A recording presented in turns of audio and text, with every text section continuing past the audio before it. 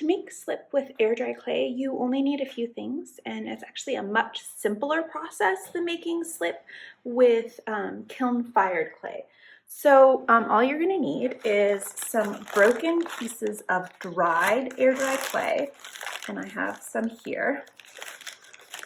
Well, they don't have to be broken, but just the cast-offs can be really nice to use instead of throwing them away.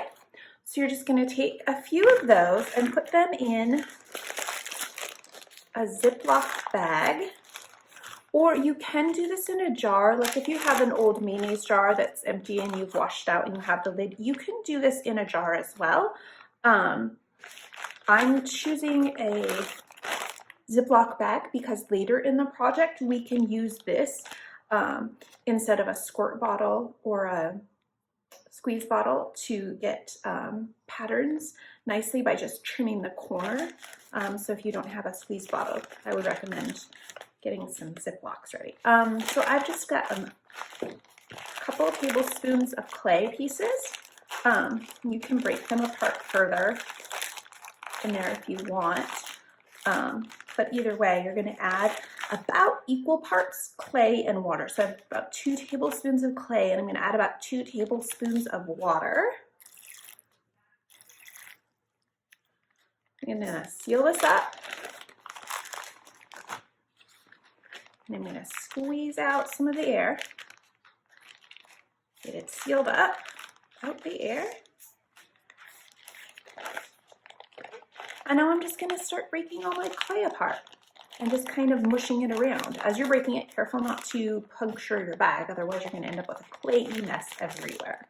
And just go ahead and break that apart and mush it around. The longer the clay sits, the softer it will get and the easier to mush around. I would recommend you do this for a few minutes, set it aside, come back a half hour later and do it more until you find that it's completely dissolved and mushy. Here is one that I made a couple of days ago. And that brings to mind the reason you're using something airtight, like an empty jar that you have a lid for, or a Ziploc, because then it keeps the moisture in instead of drying out. So this is about the consistency of, I guess, slime would probably be the accurate consistency. So it's nice and thick. Open it up and you can see the viscosity of it. It doesn't drip off of my finger. It's nice and thick, but it's really nice and creamy as well. With air dry clay, you don't need to have a mixer on hand or anything. It just creams really nicely into slip. So that is how you make a quick air dry slip. And it's ready within an hour or 2 hours if you just kind of keep gently manipulating it. All right.